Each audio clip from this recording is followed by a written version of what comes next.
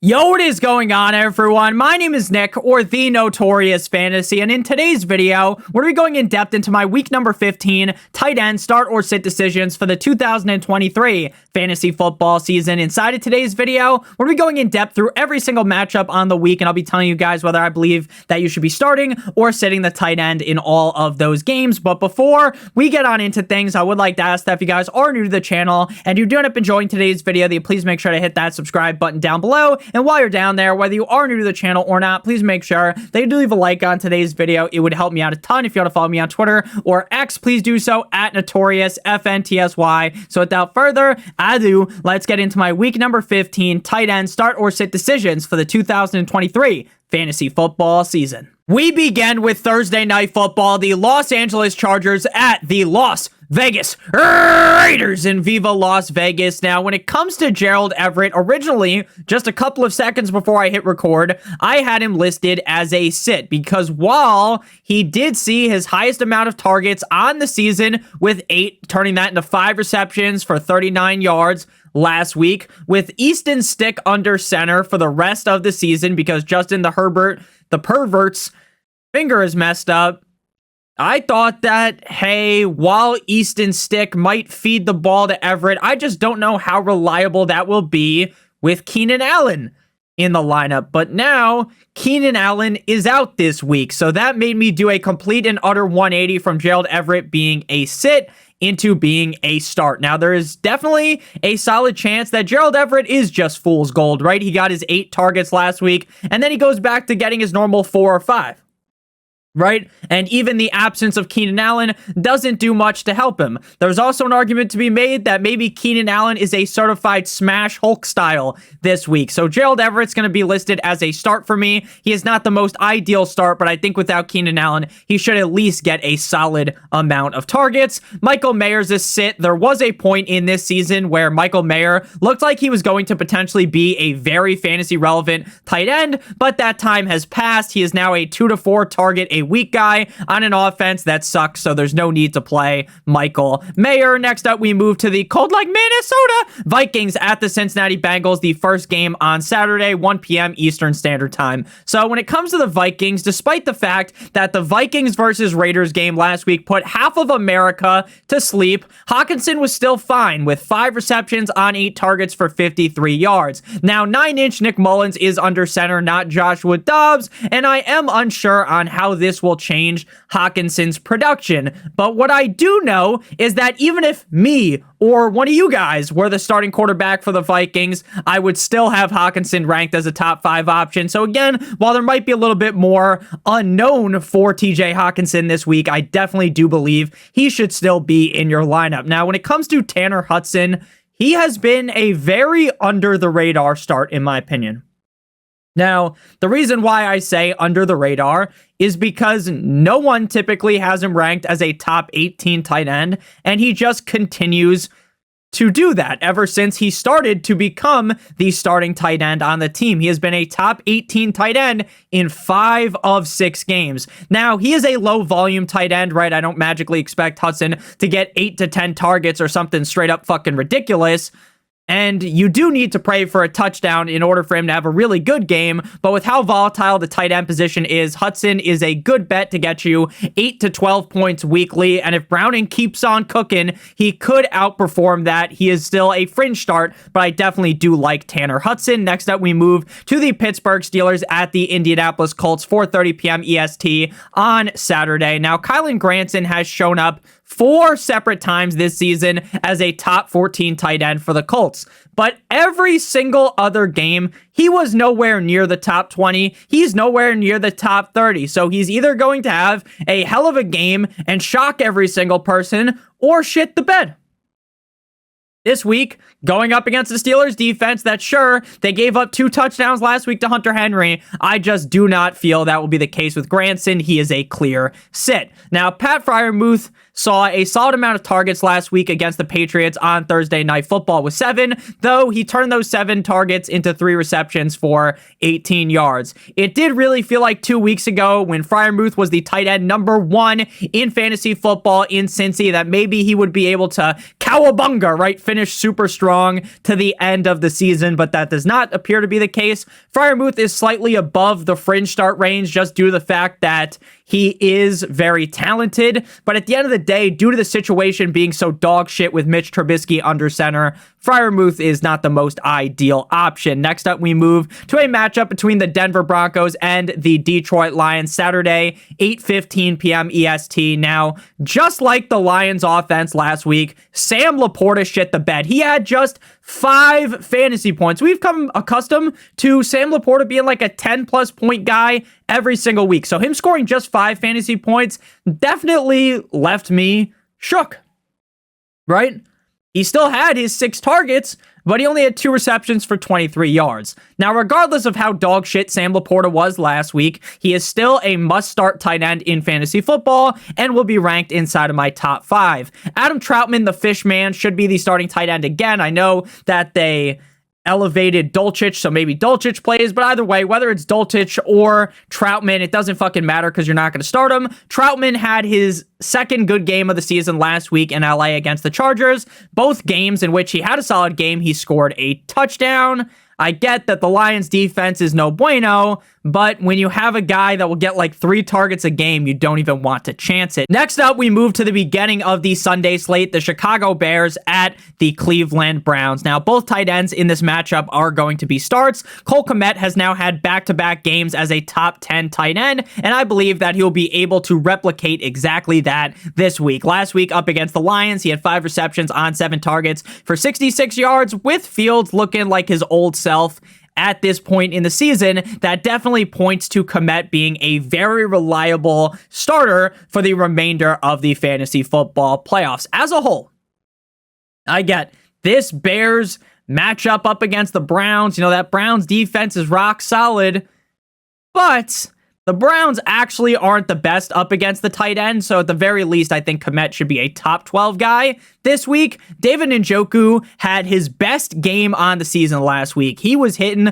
the Jaguars with the back shots. He hit them with the fucking Triple H pedigree. 6 receptions on 8 targets for 91 yards, and not 1, but 2 touchdowns in that game as the tight end number 2 with 27 fantasy points. Going against the Bears defense, I do expect him to obviously not score like 25 fucking points again, but he should be able to still be a top 10 tight end, and that is good enough for me. Next up, we move to the Tampa Bay Buccaneers at the Green Bay Packers. Now, Tucker Kraft Mac and Cheese has looked solid as the starting tight end of the Packers.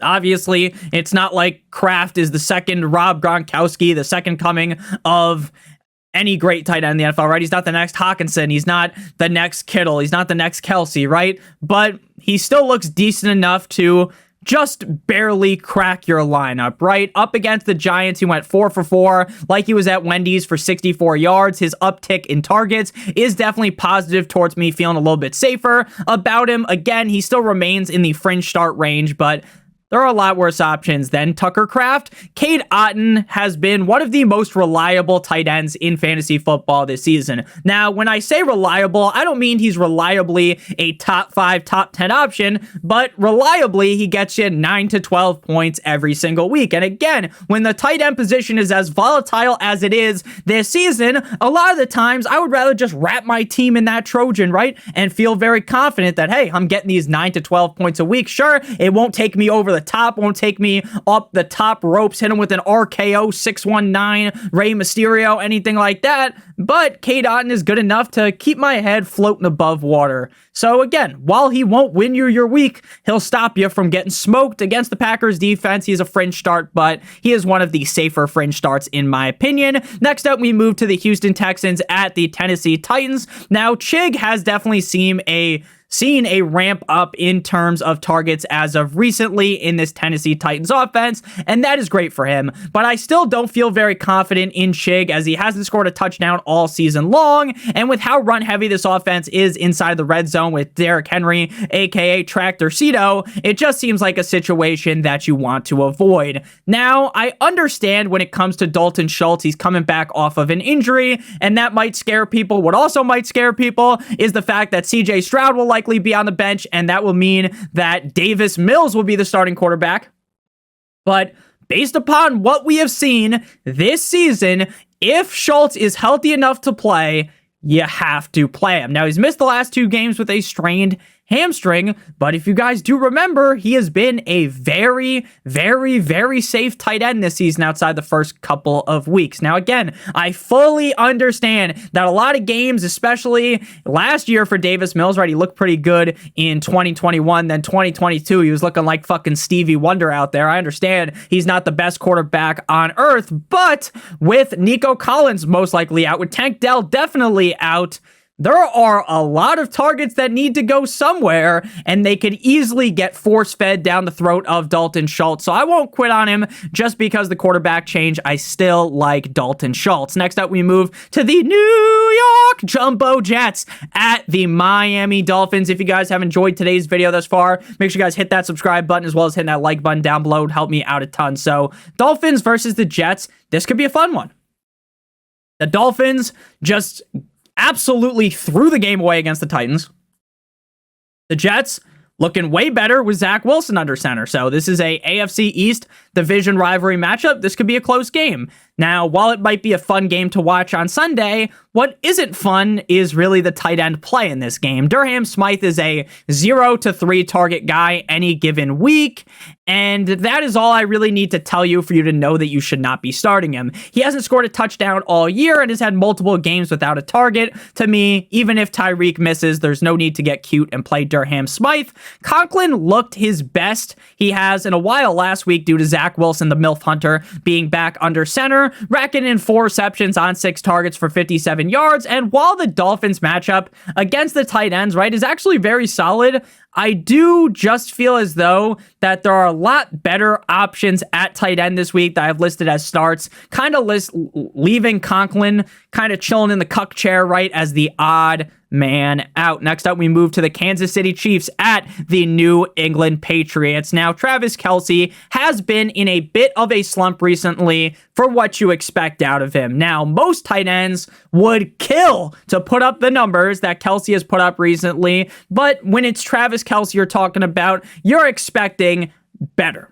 Now, again, I'm not saying that Kelce has sold you up the fucking river or anything, but he definitely hasn't lived up to the expectations that most fantasy owners put on him over the last couple of weeks. And he has been in a dry spell in terms of scoring touchdowns, but I expect him to break out of that this week in Foxborough. Last week, he had 6 receptions on 10 targets for 83 yards up against the Buffalo Bills. He is a must-start tight end every single week. If you play in one league and Kelce's your starting tight end, then you probably didn't even have to watch today's video. Hunter Henry found the end zone not once, but twice, double time last week up against the Steelers in prime time Thursday night football, a game that everyone thought would suck donkey cock, but was actually pretty fun.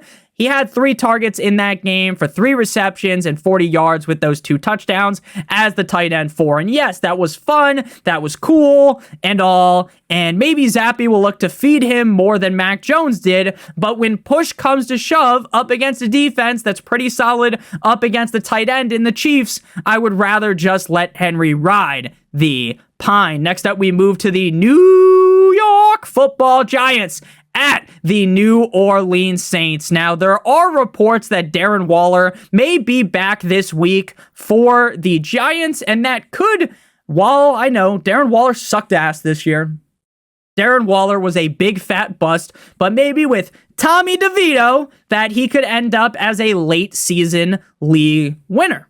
Now, again, I'm not saying that's a guarantee because we haven't seen DeVito feed the tight end position, but Daniel Bellinger, Darren Waller, there's levels to the shit. Darren Waller's way better than Daniel Bellinger. Now, even if Waller was to play, I would be watching from afar with binoculars on, right? Leave him on the bench and just watch and see what happens. If he doesn't play, then Bellinger will be the starting tight end, and in that case, he would be an obvious sit. For the Saints, Hill did return to practice today, and anytime, in my opinion, you can play Taysom based upon how good he's looked this season, I am going to do it. Now, we talk all the time, we talked about it a couple times this video, just how volatile the tight end position is in fantasy football. So I am always going to be willing to take take that risk, right, to plunge into the deep end here without knowing how to swim and starting Taysom Hill because of the immense amount of upside he has. Now, I understand that Taysom Hill could completely blow up on my face. He could completely suck ass this week, score 2 fantasy points, right? But there are no tight ends in the NFL that can throw the ball, catch the ball, and fucking run the ball all in the same game.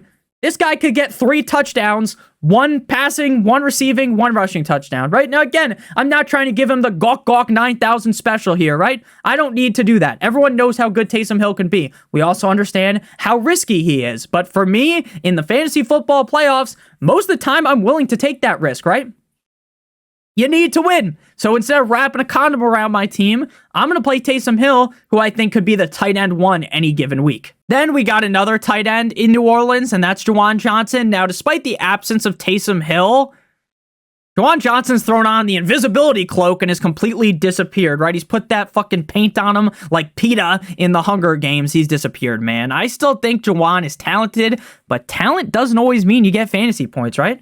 Just ask Jackson Smith-Njigba. We all know that isn't the case. Next up, we move, or you could even ask Kyle Pitts. Atlanta Falcons at the Carolina Panthers. If you guys have enjoyed today's video this far, again, make sure you guys hit that subscribe button, hit that like button down below. So Kyle Pitts has been a top 12 tight end in back-to-back weeks, and just saying that made a little bit of blood flow downstairs, if you catch my drift. Last week, he scored his 2nd touchdown on the year on 6 targets with 3 receptions and 57 yards. I am playing Pitts when this motherfucker was scoring 4 fantasy points, so I'm going to play him when he's on fire right now, especially up against a Panthers defense that I believe is straight up trash. Jadu Smith has really fallen off as of recently, so he doesn't even get a graphic of his own. I know he had 7 targets last week, but at this point in the season, that really feels like an anomaly for Tommy Tremble and the Panthers. All of these Panthers tight ends are going to be a sit. Tommy Make That Ass Tremble has been the starting tight end in the absence of Hayden Hurst. Now, Hurst is yet to practice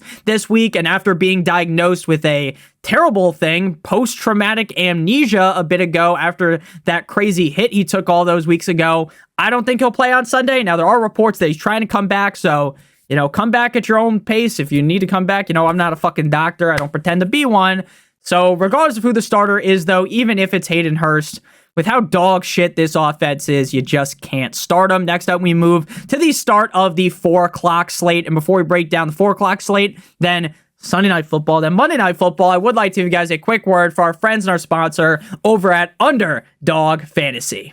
Underdog Fantasy is the best place to play Pick'em in the whole entire universe for the NFL, and they have a great offer for you guys today that we'll be talking about in just a couple of seconds, right after I explain how the NFL Pick'em game works. So we're going to be talking about one of the Saturday games here, the Steelers at the Indianapolis Colts, and we have to pick a minimum of 2 players from at least 2 different teams. So they have a bunch of games up right now. As we get later on into the week, there are going to be more players to choose from. So we're going to go with, in this game, Steelers at Colts, lower than 195.5 passing yards for Trubisky, and we are going to go with higher than 79.5 receiving yards for Michael Pittman. If both of these hit, we will receive 3 times our entry fee. So if you do $5, you'll get out $15. If you do 3 picks, then it would be 6 times your entry fee. 4 picks is 10 times, and 5 picks is 20 times, assuming all the picks hit. If you live in one of these states on your screen right now and use promo code NotoriousFantasy or Notorious, or click on the link in the video description, if you are a new user, you will get a first match deposit bonus of up to $100. If you deposit $100, they give you an additional $100, $50 additional $50, $25 additional $25. The minimum deposit on Underdog is $10. If you have a gambling problem, please make sure you call 1-800-GAMBLER. Back on into things here, Commanders at Rams. Now, I am a huge Logan Thomas fan. I am a big Logan Thomas guy, but his targets have been dipping big time. They have been going down the drain. Back-to-back weeks with 5 or fewer points, and while it does hurt me to say this and say that he's a sit, with how many other tight ends there are, I think I'd rather just leave Logan Thomas on the bench this week. And now that I say that, right now that I'm letting him out on his own. He's going to go for like 25 fucking points and kick me directly in the teeth. Tyler Higbee missed last week with a neck injury, and if he misses yet again, then Davis Allen will be the starting tight end. Sounds like a user-generated name, like an AI-generated name, like the random tight end that you draft in your Madden franchise 8 years down the road. That's Davis Allen. Higbee has had one blow-up game this season, right? It was week 12 against the Cardinals in Arizona. He scores 2 touchdowns, 20 fantasy points, and then right after that, everyone gets down on their knees and they're just fucking slurping on this guy's nuts, right? They are loving every bit of it, despite the fact that Higbee was terrible all season. All season. He was terrible. And then people are like, oh my God, it's week 13. Now we got to play him. And guess what? He was a dud again. He has been nothing but a dud outside of that one big game. So there's no reason to get cute and play him, even up against the Commanders defense. Next up, we got the San Francisco 49ers at the Arizona Cardinals. Now, George Kittle is one of those guys that we always talk about as the quintessential boom or bust tight end, right? George Kittle normally is either on top of the world, just dropping his nuts in the mouth of the defense, being a top 3 tight end, sometimes even dropping 30 plus fantasy points, right? It takes like a whole team to take him down. He goes crazy, or he's invisible, right? John Cena, you can't see me. But with all that said, I get that he is not the safest bet on earth, but his upside is bigger, one of those tall ass buildings in Dubai, right? His ceiling is immense. George Kittle could easily be the tight end 1 this week, especially up against the Cardinals defense. It might take half the fucking defense, 6 men to stop this guy. I know technically half the defense would be 5.5, but unless Kyler plays defense, you can't get half a guy. So George Kittle should be chef's kiss week this week for the Arizona Cardinals. McBride is definitely facing a tough matchup, right? This is going to be a tough test for him, right? How will he perform up against arguably one of the best 3 defenses in the NFL, maybe even the best defense in the opinion of some? With that said, though, McBride gets so many targets that I think even if he has a down game, he's still going to fall ass backwards into being a top 8 guy. Last time out prior to the bye, he faced a tough defense, the Steelers, and had 8 receptions on 9 targets for 89 yards and a score. Now, I'm not saying he's guaranteed to score a touchdown. Based on everything that I've just said, you should have known that, right? But again, am I really going to bench Trey McBride in the fantasy playoffs? Fuck no, baby. Next up, we move to the Dallas Cowboys at the no one circles the wagons like the Buffalo Bills. A very interesting game. Will Dallas prove to be maybe the best team in the NFL? Or are the Bills going to become a playoff contender? Are the Bills going to become a team that maybe wins the AFC East if my Dolphins just collapse as per usual? We shall see. Jake Ferguson has had back-to-back weeks as a top 10 tight end. Last week against Philly, he was the tight end number 9 with 5 receptions on 8 targets for 72 yards. Going up against the Buffalo Bills, I believe that Ferguson will have a huge game yet again. He is a must-start tight end in my humble opinion. Dalton Kincaid did have a down game last week, but still saw his normal amount of targets, right? It's not like Dawson Knox coming back completely devalued Dalton Kincaid. He had 5 receptions on 8 targets for 21 yards in Kansas City. Now, again, I get that Knox coming back will make people start to shiver, make people start to worry a little bit, but for me, I don't think there is any reason to panic. Next up, we move to, cause you waited all day for Sunday night, the Baltimore Ravens at the Jacksonville Jaguars. Evan Ingram has been a top 2 tight end in back-to-back weeks, and he officially broke that scoring drought. He didn't score until 2 weeks ago, and now he scored 3 touchdowns over the last 2 games. Last week in Cleveland, he gave the Browns a Cleveland steamer. He absolutely kicked their teeth in. He curb stomped them. This was a massacre at the hands of Evan Ingram. Now, I get the Jaguars offense looked a little not so hot because Trevor Lawrence was throwing more fucking picks than normal. He threw 3. But when push came to shove, Evan Ingram still played great against the Browns. He had 33 fantasy points. If you told me a couple of years ago, with how much Evan Ingram was dropping the ball, that he scored 33 points in fantasy football, I would have told you you were insane. 12 targets, 11 receptions, 95 yards, and 2 touchdowns. At this point, he should be widely considered a top 6 tight end. He is one of the most consistent tight ends in fantasy football. And I know, oh my God, the Ravens defense this, the Ravens defense that. If you sit Evan Ingram this week, you're cruising for bruising. Now, Isaiah Likely had his best game of the season last week with 5 receptions on 7 targets for 83 yards and a touchdown. Now, I know that most weeks he is fool's gold, right? Ever since he went down, or since Andrews went down, it was like, oh, we're going to start Likely, and everyone really talks him up. They have big talk, right? Tough talk for a fellow with a small cock, if anyone's ever seen that video. But yeah, real tough talk for him, and then he always lets us down. But last week, he really sparked up, and Lamar really likes throwing him the ball, so I think he should be a top 10 tight end this week. Final game here, Monday Night Football, the Philadelphia Eagles at the Seattle Seahawks. Now, I say this every single week about Noah Fant, so I'm not going to sit here and waste your time explaining it again. Right? I'm going to give you the, what is that called? Like the too long didn't read. There's another word for it, like something I used to read like in high school when you didn't want to actually read the book, and you just go on this website and it basically just summarizes what happened, so you didn't have to read like 20 fucking pages for some reason at night because they wanted you to read a million pages of a book every single night. And it's going to piss me off that I don't remember, because I know the second I'm editing this video, I'm be like, oh my God, it's called this. Cliff Notes is what it's called, you stupid bastard. So Cliff Notes version, and we just took up so much time. Every single week, the Seahawks use so many tight ends. They have DK, they have JSN, and they have Lockett.